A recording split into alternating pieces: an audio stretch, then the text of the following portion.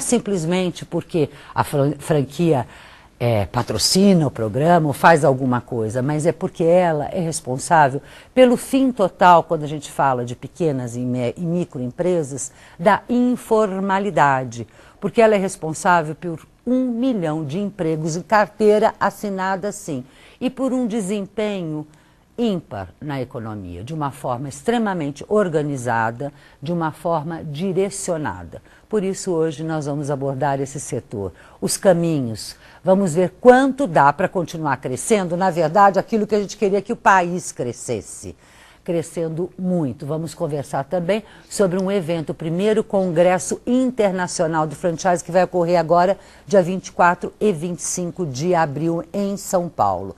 E eu vou ter comigo o Ricardo Camargo, diretor executivo da ABF, o Renato Ticolá Neto, da Limpeza com Zelo, o Frederico Escobar, da Itibit, e o Eduardo Morita, do Grupo Ornatos. É com o Ricardo Camargo que eu vou começar agora o programa. Obrigada, Ricardo. Hoje, no nosso estúdio.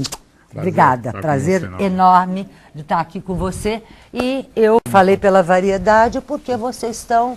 E, Ricardo, já vou te pedir a opinião. Você já escuta o que ele vai responder para ver se ele está no caminho certo. Okay. Porque me assombra um pouco, no caso de vocês, a amplitude de áreas de atuação. Vai de alimentos a cosméticos, a que mais? Acessórios femininos, etc. Então eu queria saber, este é o caminho ou agora vocês estão mudando a rota e você vai me contar? Na realidade, historicamente o grupo começou na área de alimentação. Eu acho que é um dos segmentos mais complexos até do franchise, né? A gente costuma falar que é uma bela de uma escola começar pela área de alimentação. E passado alguns anos, o grupo já tinha atividade ligada à moda, de bijuteria, de acessórios femininos, resolveu formatar o negócio, né? E graças a Deus, felizmente é um sucesso há 10 anos aí, estamos chegando perto da marca de 300 operações no Brasil e algumas operações... Aí no caso com acessórios. Com a marca Morana. Morana de acessórios. De acessórios, E estamos indo para o exterior agora também. Essa parte de exteriorização já vamos falar, mas eu li recentemente que vocês estão abrindo mão de uma parte do grupo, é isso? De alguma parte ou não? Na realidade o grupo se originou, obviamente, com a parte de alimentação. Hoje temos 4 marcas, né? Além da Genjin Wok, tem a Genjin Sushi, o Little Tokyo e a My Sandwich. E no caso de moda nós temos a Morana, a Balonê e a Love Brands. O grupo, obviamente, tem um foco muito forte realmente na área de moda, é um core business do grupo mesmo. Mas estamos abertos aí a algumas parcerias que possam correr na área de alimentação, obviamente até para encorpar mais o negócio. Para encorpar e não para abrir mão, então? Ou ambas as coisas estão sendo analisadas? É que hoje o mercado está muito aquecido, né? A gente percebe muitos players assim de mercado, não só do exterior, vindo para o país, muitos fundos de investimento querendo, obviamente, atuar nesse segmento, e a gente costuma estar aberto a todas essas possibilidades. Todas. Né? Qual seria o caminho que você recomendaria neste caso? Ou, vou antes reformar a pergunta, quer dizer, este tipo de atuação que eles fizeram, de diversificar os ramos de atividade, é uma coisa que a BF recomenda? Depende da empresa, da organização que ela tenha. No caso deles que começaram com a alimentação, que na realidade hoje é o setor mais complicado, porque você tem uma pressão inflacionária, principalmente nessa área de alimentos, muito forte. Você tem uma sensibilidade geral do público para não reajustar preços. Então você tem esse confronto, além de ter uma questão do ponto comercial muito valorizado hoje no Brasil, que também pressiona muito esse setor. Então, quando você tem um domínio sobre esse setor e você aprende a fazer franchising, os outros setores se tornam bastante mais fáceis, né? Portanto, é viável de se fazer essa expansão, na sua opinião? Sem dúvida, e desde que mantenha o foco em cada um deles, e desde que tenha alguém com a cabeça voltada para aquele segmento, também pensando só naquele negócio. O outro ponto que você citou, e eu sei que nesse momento um de vocês está lá em Portugal, quer dizer, é a questão da Ujai está lá em Portugal, é a questão das franquias se internacionalizando, as franquias brasileiras indo para fora. Como é que está? Em que pé está e como é que você programa essa expansão? É interessante, nós iniciamos nosso programa em 2007, né? Chegamos a estabelecer 5 operações no exterior, 2 em Portugal, 2 nos Estados Unidos e 1 na Colômbia. No ano seguinte tivemos um problema de crise global, né? A questão do subprime lá do norte-americano, que obviamente impactou no varejo. Então resolvemos recuar um pouco, né? Recuamos um pouco na expansão internacional. Mais recentemente, nos últimos 2 anos, até porque nós temos uma das subsidiárias da empresa na Califórnia, a gente começou a perceber uma melhoria da economia americana e, consequentemente, de alguns outros continentes. Então, hoje eu posso dizer que a empresa está bem focada realmente nesse crescimento internacional, tanto Europa como Estados Unidos. E aí você programa, como é que está essa ideia de vocês para os próximos 5 anos? Tem um plano de quantos vou abrir, aonde? Sim, a gente tem, indo por etapas, né, nesse ano mesmo especificamente, talvez o ano que vem, de ter mais algo em torno de 10 operações, tanto nos Estados Unidos, mais umas 10 operações na Europa. Isso já está no nosso plano dos próximos 2 anos.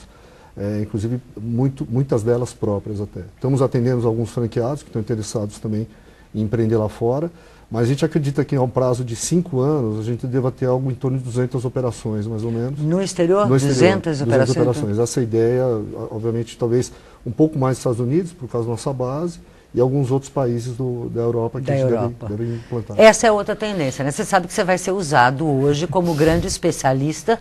Todo mundo que sentar nesta cadeira, você vai dizer se está certo ou está errado. É o meu braço analítico dessa entrevista hoje. Esta é uma tendência que vocês, a BF, vem apontando bastante como uma oportunidade de mercado, que você vive de malinha na mão, abrindo primeiramente esses mercados para eles, as marcas poderem entrar. Como é que você vê esse avanço? Já tem bastante sensibilização das marcas brasileiras? Está começando. Hoje representam 5% do faturamento das empresas, ainda é um faturamento muito pequeno, comparado às empresas americanas, por exemplo, que chegam a ter 50%, 40%, 60% de participação. Entre mercado interno e externo. Então nós temos muito a crescer. E por isso que a gente, tendo muito a crescer, tem que trabalhar para que isso aconteça, né? No ano passado nós chegamos aí a 121 marcas operando fora do país, em mais de 60 países. Então é sinal que a coisa está crescendo de uma forma bastante forte, né? Os setores mais fortes nessa tendência são os setores de alimentação, moda e beleza também e saúde. Por que você acha que são por mercados que se interessam por essas áreas? Quer dizer, a comida brasileira ou pela expertise dos setores no Brasil? O que leva mais esse setor? É que o setor de alimentação no Brasil é muito forte, né? Muito organizado, e nós temos estrutura, não só de comida brasileira, mas nós temos operações, por exemplo, iniciadas nos Estados Unidos, esse ano, com girafas e venda do camarão, que estão indo muito bem. Até o modelo dos girafas é interessante, porque a partir dos Estados Unidos eles mudaram a operação de lá para cá. Então estão alterando pela o padrão experiência lá, exatamente. Estão mudando aqui. Porque eles tinham uma visão mais fast food e estão transformando isso em casual diner, né? Então estão mudando um pouco o conceito, estão transferindo esse conceito que deu tão certo lá para cá. Então essa economia americana se recuperando também propiciou isso. E hoje os Estados Unidos é o país que recebe mais marcas brasileiras. São 47 marcas. Então, pela primeira vez no ano passado, nós superamos Portugal, que tinha 34 marcas, né, e se estabilizou também. A crise em Portugal e Espanha foram bastante acentuadas e eram os 2 países na Europa alvos do nosso crescimento, né? Se bem que existem outros players. Na Espanha, por exemplo, a Nobel com mais de 20 operações. Então existem algumas exceções. Mas, de maneira geral, a economia de franchising se deu bastante nos Estados Unidos. Tivemos a Chili Beans recentemente inaugurando loja na Calçada da Fama. Então temos alguns players interessantes aí. E principalmente a indústria de calçados femininos também. Tem exportado muito. Aí a nossa Até na Mongólia nós já temos negócio. Na Mongólia? Verdade. Quando você fala das 200 nos prazos de 5 anos, é isso? Sim. Em 5 anos, Estados Unidos com metade disso ou mais da metade mais, disso? acho que talvez provavelmente umas 120 por aí nos Estados Unidos e talvez umas 80 em 4, 5 países da Europa. Então é 4, 5 países da Europa, Mongólia não. Por enquanto. Por enquanto não, a gente não descarta, inclusive o Oriente Médio, né, o leste europeu também a gente acha bem interessante, mas a gente está tendo um certo foco em alguns países principais lá da Europa, né? E essa internacionalização, ela está mais focada, ou estará mais focada em alimentação, em acessórios, só acessórios? Em acessórios. Alimentação não, por quê? Olha, na realidade, não que a gente descarte a possibilidade de estar implantando operações de alimentação, mas ele empreende, obviamente, digamos, uma tarefa maior de implementação de fornecedores, de abastecimento, de logística. Chegamos até fazer estudos dessa natureza nos 2 continentes, mas a gente dependeria realmente de um operador, de um master realmente preparado. Chegamos até levar franqueados nossos, que são...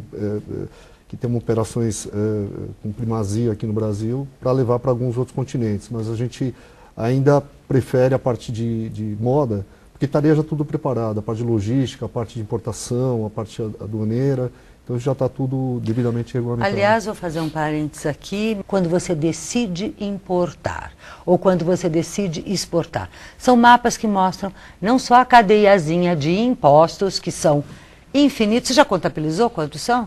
Isso é... A gente costuma até falar assim, que eu já principalmente, né, que depois de a gente ter passado por esse exercício no Brasil, acho que qualquer outro país é fácil para implantar a operação. Né? Qualquer outro país é mais fácil do que essa listinha, e eu ia falar que além dessa listinha que eu vou dar, de impostos que tem lá, uma cadeia que eu contei outro dia num material que eu recebi de um importador de um segmento específico, existiam 16 tipos diferentes. Além disso, tem umas taxas que você não entende para que serve, mas que eu acho que é aquela coisa do que passa embaixo de vários panos e a gente não sabe. Quem importa no Brasil exporta para qualquer outro país, é isso? Sem dúvida, porque a cadeia de impostos e a fiscalização, todos os elementos necessários para atender essas fiscalizações são inúmeros, não é? Por isso que o Brasil ainda hoje é considerado, em termos comerciais, um país muito fechado. Nós não temos acordos comerciais com praticamente nenhum continente, nenhum outro país. Então isso está levando o país a uma posição de inferioridade em relação a outros da América Latina, como Colômbia, Peru, Chile, que são muito mais avançados. Até o Paraguai está mais avançado que a gente nesse sentido. Os crescimentos também têm sido maiores. Que a nossa burocracia começou, nós aproveitamos muito a inspiração da classe média, a nova criação de mais de 40 milhões de consumidores interna, que se incorporaram. Né? Então, hoje nós precisaríamos ter um reforço da parte comercial, da parte externa, que a gente não tem. Primeiro, por nossos altos custos, pelas altas taxas que existem, pela burocracia excessiva que existem, pela falta de logística. Então, todos esses encarecem muito o produto brasileiro. Então, o Morita...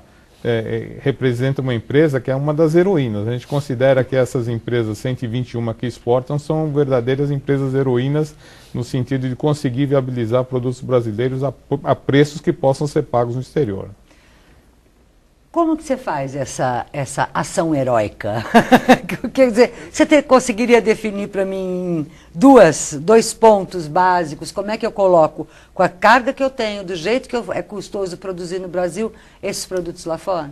A gente até tem que colocar que mantemos sim uma produção nacional, mas hoje em dia a gente tem uma boa parte de produção feita no exterior. Tanto é que nos animar também a ir para outros países, é porque, como o Ricardo falou, existem já acordos entre países, porque nós temos subsidiária nos Estados Unidos e mesmo na Ásia, na Coreia especificamente, que tem acordos bilaterais com outros países, como Portugal, outros países da Europa, que facilitem muito até esse trânsito da mercadoria, o que o Brasil realmente estaria muito atrás em termos desses acordos, né? Agora, a parte nacional, a gente tenta exportar, até porque existe toda a moda sendo criada aqui, mas encontra realmente essas barreiras, né? Então, de certa forma, um dos pilares para a gente ter ido foi estabelecer empresas fora do país, até para fazer a logística do produto. Né? Vamos reconhecer que aqui é o lado que a gente gostaria imensamente que não ocorresse, né? Sem dúvida. Não há, da parte do Morita, eu tenho certeza, nenhum orgulho em estar dizendo isso, mas é o jeito de sobreviver e até de continuar gerando emprego aqui. Porque se não fizesse isso, não estaria gerando o emprego aqui. Morita, super obrigada. Não é nada de acessório para você usar aqui, para usar no escritório. Muito obrigada pela sua participação. A gente continua aqui, vamos só para um breve intervalo, onde você não pode deixar de escrever para mim, vai, escreve. economia.negocios@r7.com. A gente responde a sua dúvida logo depois de um rápido intervalo. Continuamos com o Ricardo aqui, você vai ter muito mais franquia para você. Até já.